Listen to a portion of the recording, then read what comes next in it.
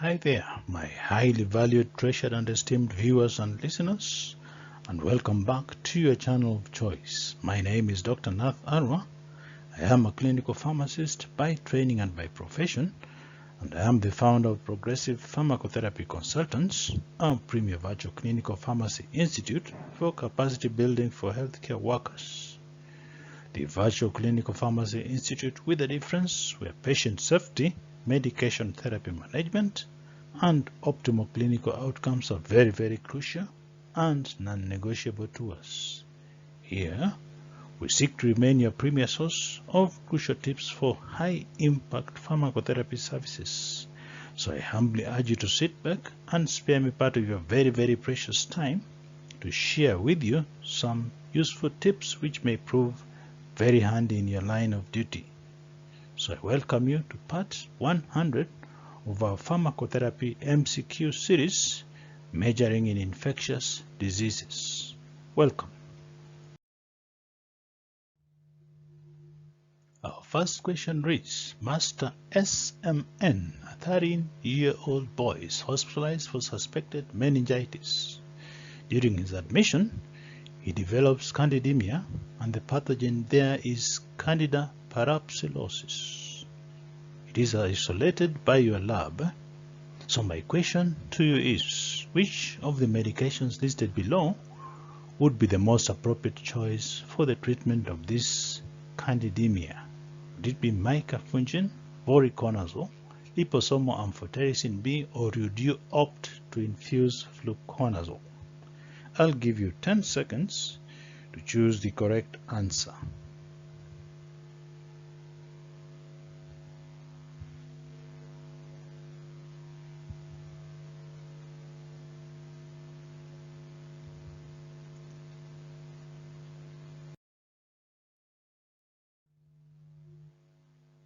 So IV fluconazole would be the best choice in this particular case. I would like to start by saying that fluconazole and liposomal amphotericin B are favored over echinocandins for the treatment of Candida parapsilosis infections because echinocandins have higher MIC values and lower clinical success rates against Candida parapsilosis.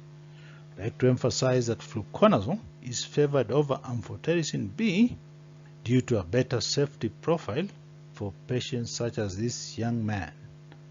Now, voriconazole provides no additional benefit over fluconazole for Candida parapsilosis, so it is typically not used in this cohort of patients. It would be too expensive for no good reason.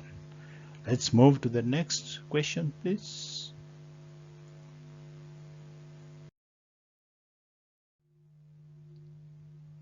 And it reads, Mrs. WCT, an 87-year-old female, is admitted to your general medical ward with a past medical history of atrial fibrillation, type 2 diabetes mellitus, hypertension, and coronary artery disease.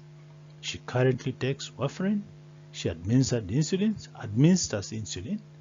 She takes ramipril, metoprolol, and during her admission, she develops bacteremia. Her blood cultures are positive for Escherichia coli, which is pan-sensitive. So my question to you is, which of the treatment options listed below would be the most appropriate for Mrs. WCT now? Would you opt to infuse tigecycline, levofloxacin, cefazolin, or ceftriaxone? I'll give you 10 seconds to choose the correct answer.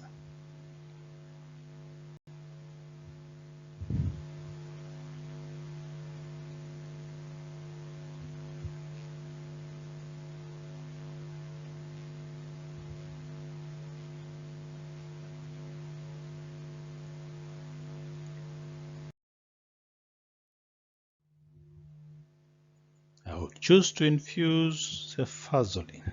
Now, while any of the listed options above is acceptable, antimicrobial stewardship principles suggest the agent with the lowest or the narrowest spectrum should be used to decrease the risks of adverse events, superinfections such as Clostridioides, difficile-associated diarrhea, and even cost. So, as a steward, I will choose the agent with the narrowest spectrum to which the bacteria are susceptible, which is cefazolin in this particular case. And remember, this is an elderly patient, so levofloxacin would prolong the QT segment and would also pose risks of tendon rupture. And then tigecycline there has a very large volume of distribution. So for severe infections, it wouldn't give us very good clinical outcomes.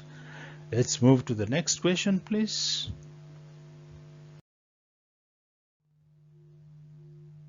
The next question reads, PHB, a middle-aged patient, is admitted to your hospital with a chief complaint of severe back pain. The clinical team diagnoses native vertebral osteomyelitis due to methicillin-sensitive Salmonella species. So my question to you is, which of the treatment durations listed below would be the most appropriate for Mr. PHB? Would it be 13 weeks, 4 weeks, 6 weeks, or 8 weeks?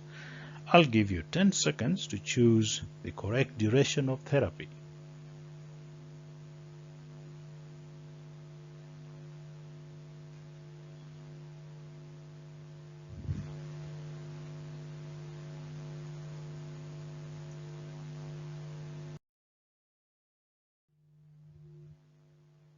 Six weeks would be the correct duration of therapy. Now, in an open label, multi-center non-inferiority randomized trial of patients with native vertebral osteomyelitis, abbreviated as NVO, 91% of patients in both the 6-week and the 12-week groups were clinically cured.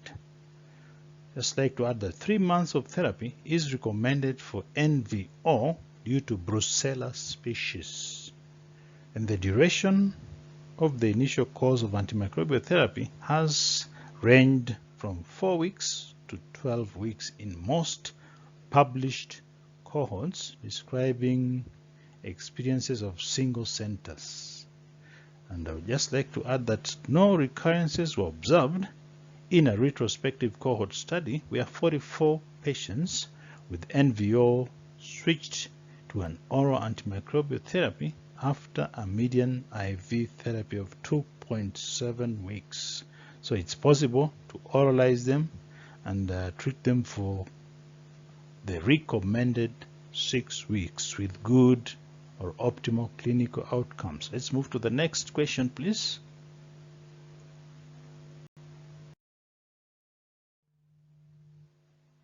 And it reads, highly active antiretroviral therapy is being initiated in Mr. TKL, a 37-year-old male patient, for his newly diagnosed HIV infection. The clinical team has selected a regimen containing Sustiva, efavirenz. So my question to you is, which of the counseling points listed below would be the most appropriate for Mr. TKL regarding the proper use of Sustiva, efavirenz? Would you caution him not to take it within 2 to 4 hours before or after any calcium-containing medications? Or would you caution him to take Sustiva at bedtime on an empty stomach and to avoid taking it with a high-fatty meal? Or would you advise him to take Sustiva with a high-fatty meal at bedtime?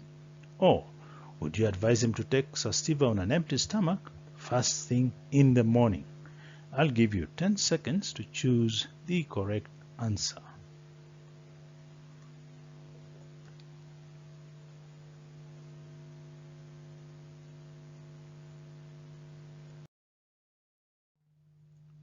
So B is the correct answer. I would caution this gentleman to take Sustiva at bedtime on an empty stomach and to avoid taking it with high-fat meals.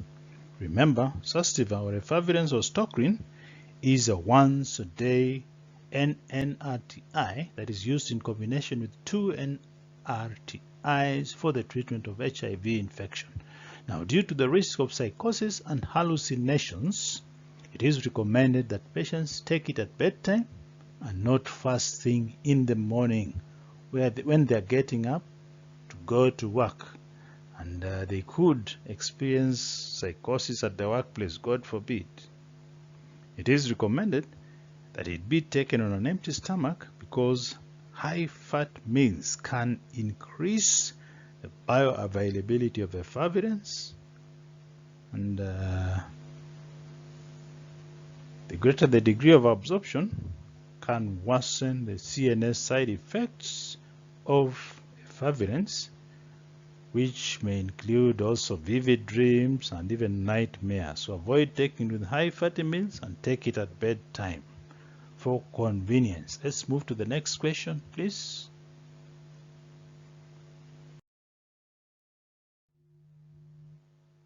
The next question reads, which of the mechanisms of action listed below corresponds to tedizolid? Does it compete with para-aminobenzoic acid? Does it inhibit dihydrofolate reductase? Does it bind to the 50S subunit of bacterial ribosomes? Or does it inhibit bacterial cell wall synthesis? I'll give you 10 seconds to choose the correct answer.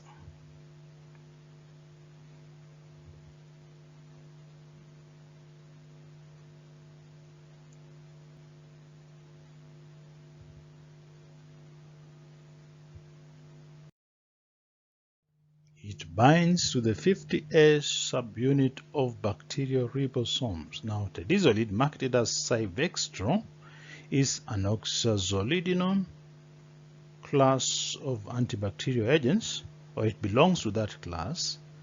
And after conversion from its original state as a prodrug, it binds to the 50S subunit of the ribosome, resulting in inhibition of protein synthesis.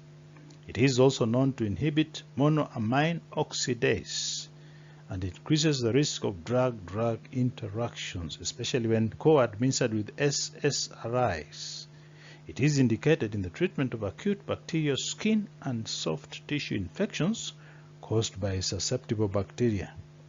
It should be taken orally with or without food for 6 days, and it can also be administered IV at the same dose. Let's move to the next question, please.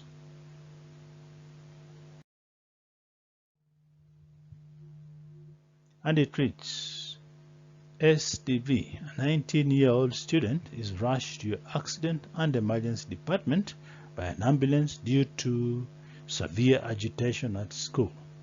The ambulance was summoned for an unknown drug ingestion since SDV became abruptly agitated, confused, and aggressive in the lecture theater.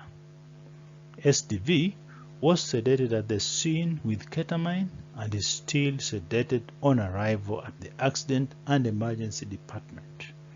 Some of the vitals at the A&D include blood pressure of 100 systolic, 50 diastolic, a heart rate of 108 beats per minute. He is in sinus tachycardia. A respiratory rate of 22 with 94% oxygen saturation on 4 liters of oxygen via non-rebreather. His rectal temperature is 103 degrees Fahrenheit. There are no known drug or food allergies, and there is no past medical history because he's not in a position to communicate with you. He is being prepared for a lumbar puncture. So my question to you is, which of the antibacterial regimens listed below would you select to administer to Mr. or Master SDV empirically?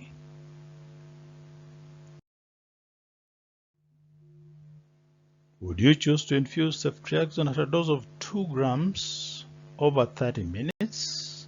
Or would you choose to infuse 2 grams of meropenem over 3 hours via continuous infusion?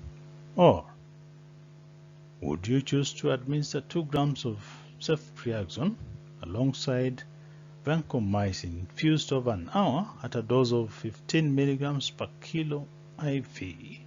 Or would you settle for 30 minutes infusion of 2 grams of cefazolin alongside vancomycin infused over an hour at a dose of 15 milligrams per kilo IV? I'll give you 10 seconds to choose the correct answer.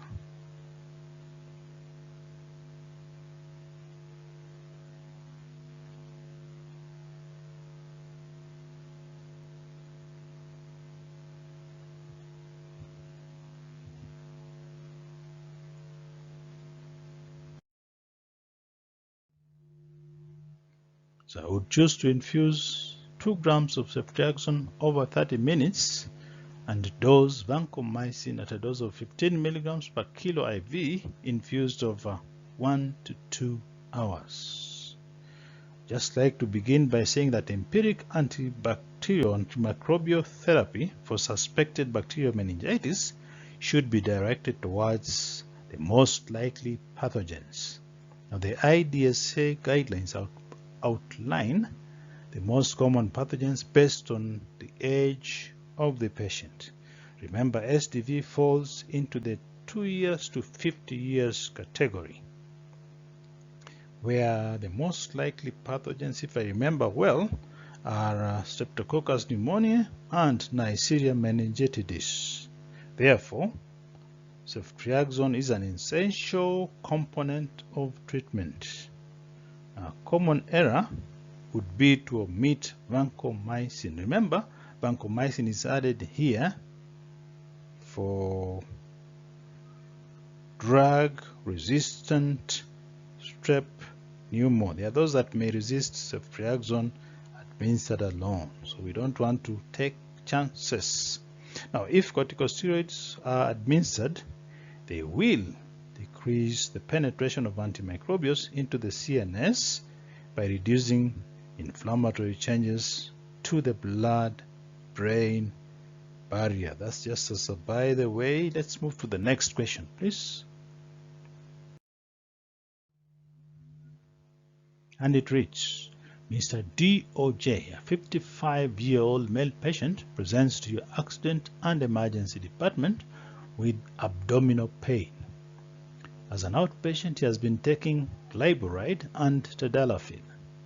Your emergency medicine consultant diagnoses a mild to moderate intra-abdominal infection. And you establish that he's allergic to doxycycline, which caused dizziness the last time he took it. So my question to you is, which of the treatment options listed below would be the most appropriate for Mr. DOJ now? Would you choose to administer cefoxitin and metronidazole? Would you settle for cefotetan and metronidazole? Would you choose cefoxitin alone, or would you settle for cefotetan alone? I'll give you 10 seconds to choose the correct answer.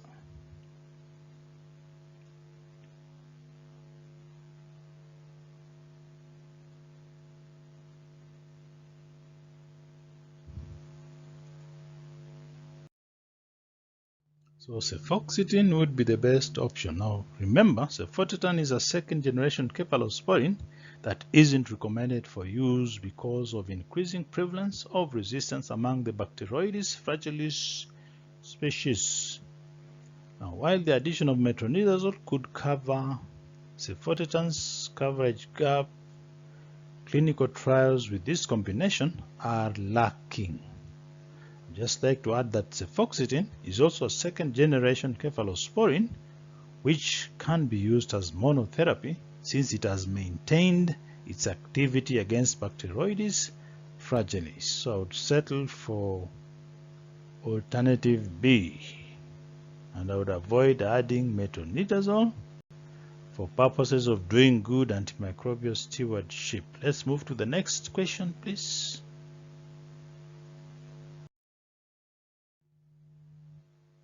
And it reads, Mr. GWT, a 38-year-old white male patient, presents to your clinic with furuncles on his legs. The consultant on duty determines the infection to be moderate in nature and performs an incision and drainage during the clinic visit.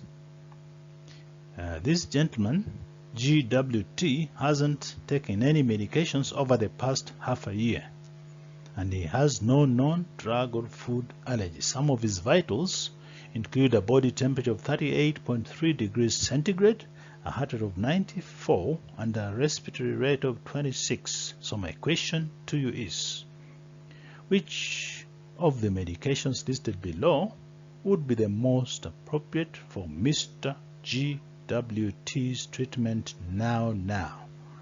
Would you opt to use linezolid? Would you treat him with vancomycin? Would you still use doxycycline? Or would you choose to give dicloxacillin? I'll give you 10 seconds to choose the correct answer.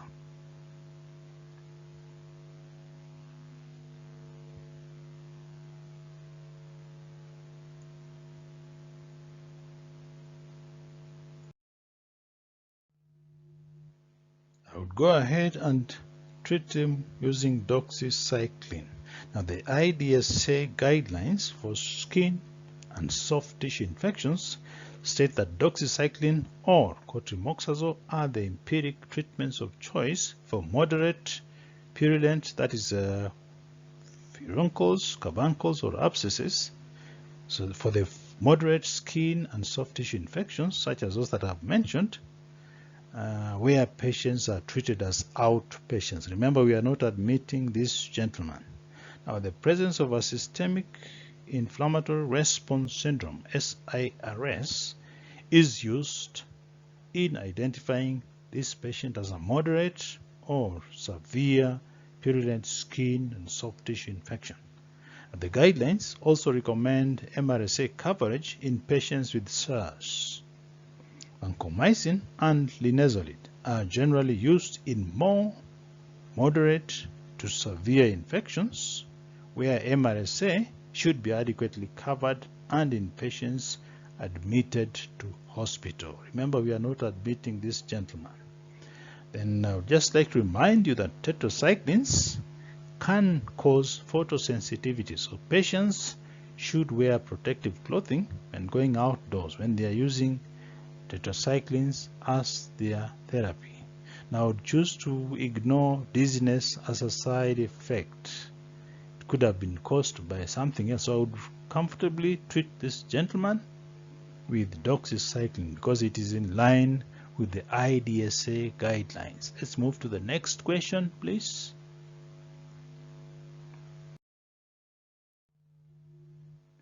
The next question reads, Mrs. TSS, a 58-year-old female patient, presents to your clinic with the chief complaint of increased urinary frequency, painful urination for the past 4 days, despite drinking 1.5 liters of cranberry juice on a daily basis. In her community, the incidence of Escherichia coli resistance to cotrimoxazole is 30%. She has no known drug or food allergies, so my question to you is, which of the treatment options listed below would be the most appropriate for Madam TSS now? Would you choose to treat her with cotrimoxazole, nitrofurantoin, amoxicillin, or would you settle for ciprofloxacin? I'll give you 10 seconds to choose the correct answer.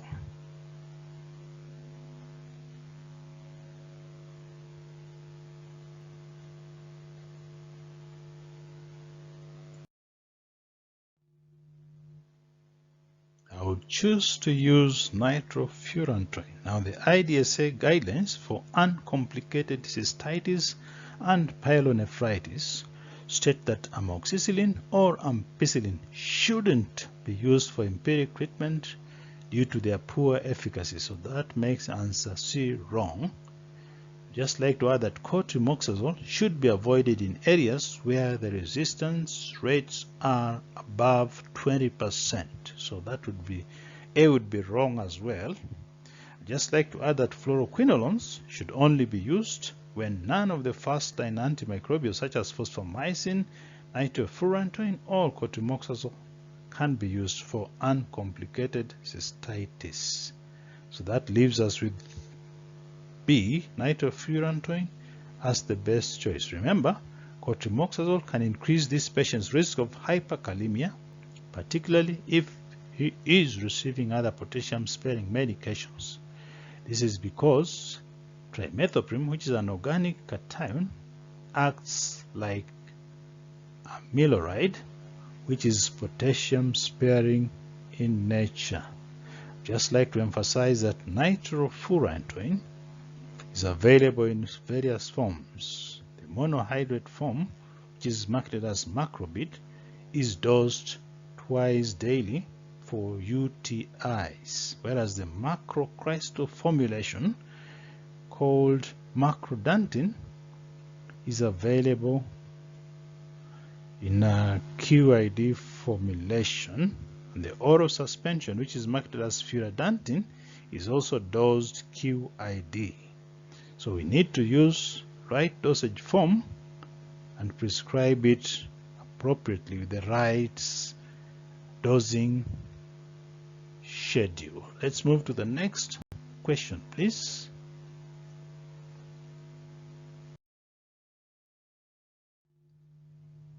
And it reads, Mr. OJS, a 55-year-old male patient with an acute idiopathic pulmonary fibrosis exacerbation, was admitted to your medical ICU 5 days ago. Today, he is diagnosed with VAP. The intensivist on duty empirically initiates therapy with vancomycin, cefepime, and tobramycin. Some of the recent labs include sodium levels of 133, potassium of 4.9, chloride of 99, a BUM of 22, serum creatinine of 2.3, the WBC is 22.5, and the procalcitonin is 9.8 nanograms per ml. Some of the vitals include a BP of 96 systolic, 59 diastolic, a heart rate of 114, and a body temperature of 100.5 degrees Fahrenheit. Now, an endotracheal aspirate culture report is available, and it shows the bags are resistant to ampicillin sulbactam, susceptible to colistin, susceptible to imipenem cilastatin, susceptible to polymyxin B, and susceptible to tigecycline.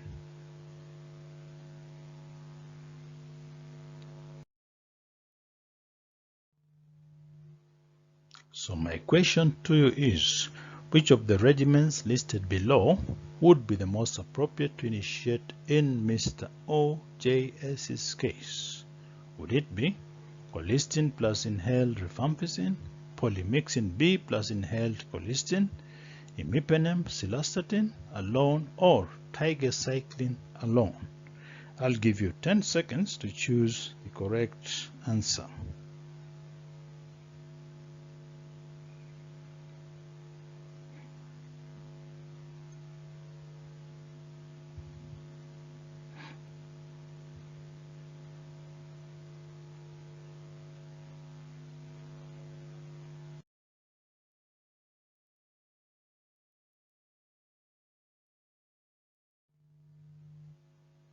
I would settle for imipenem cilastatin monotherapy. Now, when microbes are susceptible and serious allergies aren't a concern, like in this case, then beta-lactam antibiotics are the preferred treatment for Acinetobacter infections due to their improved safety and similar efficacy profiles when compared to polymyxins. Now, due to the increased risk of mortality when using tigecycline in patients with severe bacterial infections, such as VAP, tigecycline alternative D would not be the drug of choice in this particular case. Just like to comment that polymyxins B and E should be reserved for cases where no other alternatives are available due to their risks for nephrotoxicity. Now, the use of inhaled colistin with IV polymyxin is appropriate when the beta-lactams, such as the carbapenems or ampicillin sulbactam are contraindicated or are ineffective due to resistance. Just like to remind you that inhaled rifampicin isn't recommended due to lack of improved outcomes despite increased workload and cost. Then I would like to emphasize that pulmonary Acinetobacter is preferably treated with carbapenems or ampicillin sulbactam at a dose of 6 grams per day where possible, where there is no issue with resistance. Now remember, MDR Acinetobacter, which is susceptible only to polymyxins, should be managed with IV polymyxin B or colistin plus inhaled colistin. Now, inhaled colistin should be prepared immediately prior to administration to decrease the likelihood of pulmonary toxicity. Remember to use freshly prepared solutions for nebulization. And remember, pretreatment with salbutamol prior to inhaled colistin is recommended due to the fact that there are risks of bronchospasm when you nebulize colistin. Just remember that. Let's move to the next question, please.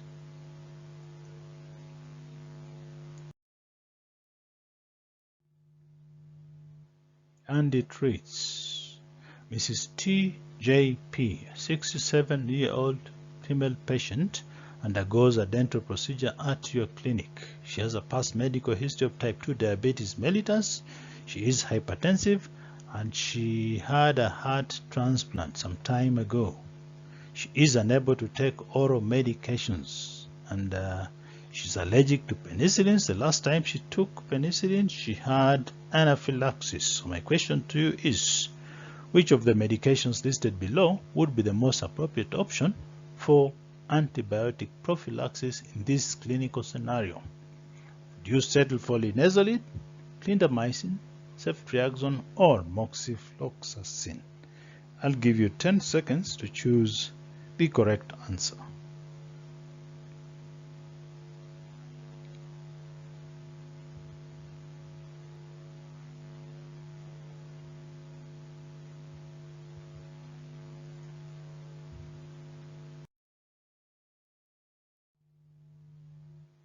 I would settle for IV clindamycin.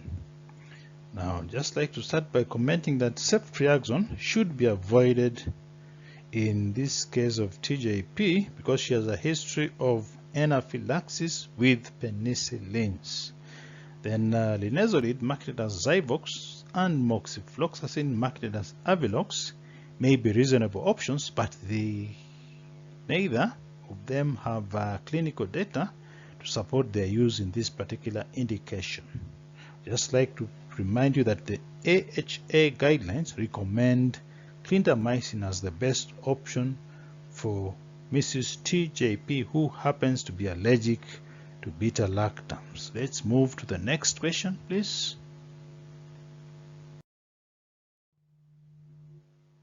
And it reads, Mr. MLJ, a 49-year-old black male patient, presents to your accident and emergency department with several carbuncles on his chest.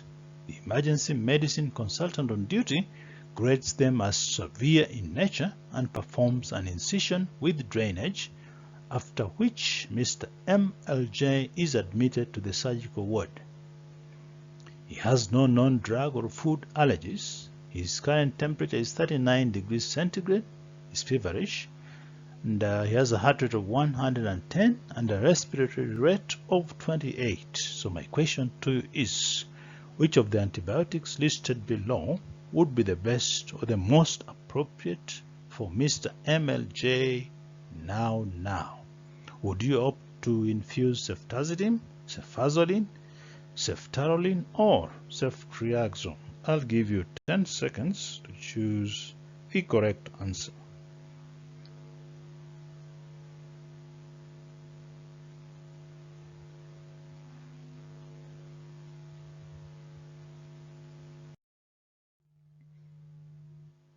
I would choose to infuse ceftarolin.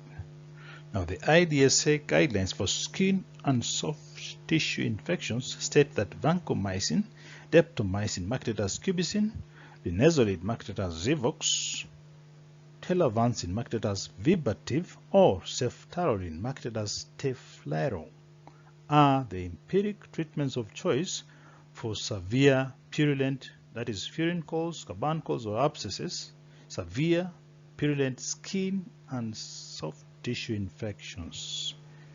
The furuncles, carbuncles and abscesses fall there. Now the presence of systemic inflammatory response syndrome, which is abbreviated as SIRS, is used in identifying this patient's case as a moderate or severe purulent skin and soft tissue infection. Now, the guidelines recommend MRSA coverage in patients with SARS or patients with markedly impaired immune systems. Let's move to the next slide, please.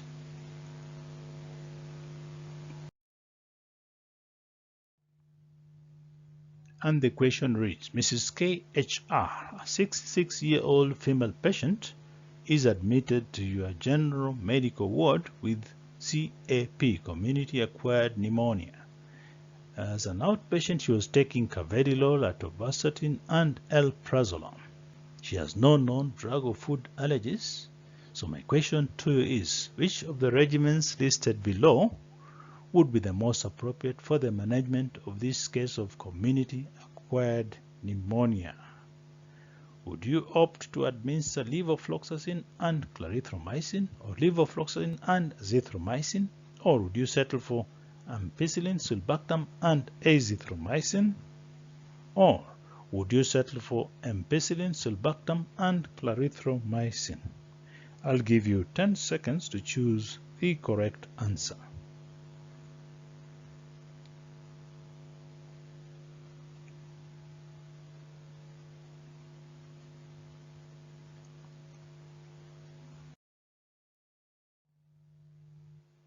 So I would choose to treat this case with ampicillin, sulbactam, and azithromycin. And the reason is the IDSA guidelines do not recommend double coverage for atypical pathogens. Therefore, the combination therapy with fluoroquinolones and macrolides are not recommended. That makes answers A and B very wrong.